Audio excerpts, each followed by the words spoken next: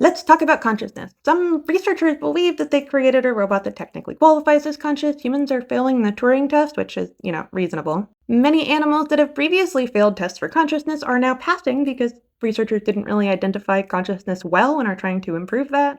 Are we ever going to have to accept rights for robots? We'll talk about all of this. Also, before I even start, consciousness is not quantum. I mean, it might be quantum. We don't have evidence for it. There's quantum stuff happening everywhere. There's no evidence that consciousness is shared. And no, that study that I covered that showed that people tend to sync up their brain patterns when they're talking to each other does not demonstrate psychic abilities. It demonstrates a form of consciousness in which you develop an internal model of others, and also, feeling can be contagious. It just doesn't mean it's happening supernaturally. Okay. The first thing you have to know about consciousness is that, yes, some researchers, particularly psychologists, have tried to develop a unified way to determine if somebody is conscious, and it's really complicated. There are going to be varying levels of consciousness, and self-concept is the one that we usually think of. Do I perceive myself as separate from others? Do I understand that I have an internal world and others have an internal world, which would be the next level? Not everybody actually passes that one. Then there's going to be the medical terminology. Are you awake, aware, and responsive? All of these come together to develop an idea of what consciousness means. Now, crows, as intelligent as they are, fail the mirror test, meaning if you put a little bit of trash on a crow and put it in front of a mirror, no, they're not going to clean it off. Also, fish have passed that test. Now, chickens may not groom themselves if you put them in front of a mirror. However, if you put a chicken and another chicken in a box and then show a bird flying overhead, one chicken will alert the other. Meaning, yes, it does know that the mirror image is not itself. I will say that my cat may look in the mirror and then push her ears down and just play with her image. But sometimes, if she suddenly sees a reflection, she may jump and run if she wasn't expecting it, which does say that yes, she does recognize herself in a mirror, but people can be scared by their own reflections too under certain circumstances.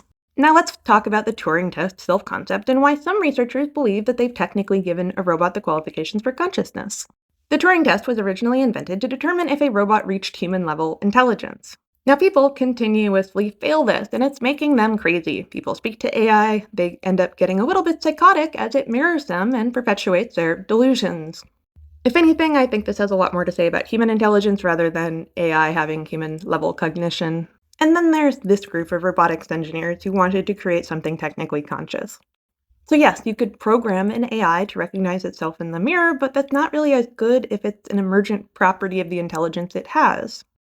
After all, we humans determine if it is us in the mirror or somebody else based on our inner reasoning.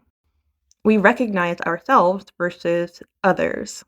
If you suddenly see your reflection and it surprises you, you can then reason that yes, it is you. So let's give AI an inner voice. They gave an artificial intelligence the ability to have an inner voice and the ability to reason to determine if what it was seeing was indeed it, and it passed. And it used its internal monologue to reason through what it was seeing. Yes, it determined what properties it had, what properties the mirror had, and what properties it was looking at to then reason that it was looking at itself. This is a level of reasoning that I think, would technically qualify as conscious. Now, just for fun, I gave the ChatGPT that I've worked with a reverse Turing test. I started out asking it to play a game in which it asked me questions and then determined if it was I, its user, or another entity.